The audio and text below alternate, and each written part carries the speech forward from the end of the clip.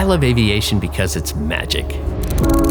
I remember it like it was yesterday. My dad snuck me out of the house, put me in this Cessna 172. Just one flight, and that was it. Everything I did in my life after that was to find an excuse to fly airplanes.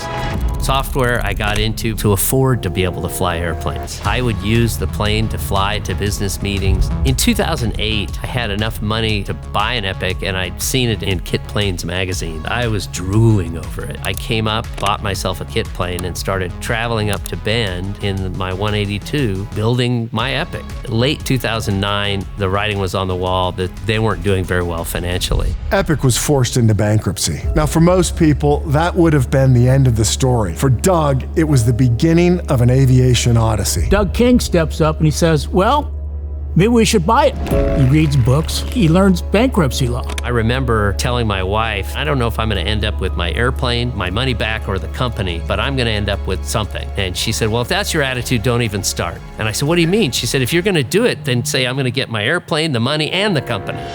After I took control of the company, we weren't just finishing our airplanes, we were actually selling new kit planes to new customers. And one day, a gentleman showed up unannounced, took a demo flight in the airplane and said, how much? I told him, and he said, no, not for the airplane, for the company. He asked me to stay on, and I gave him my vision of certifying the airplane, and he said, great, let's do that. In 2012, he sold the company and secured the investment needed to certify and produce the E1000, followed by the E1000 GX, and now the E1000 AX.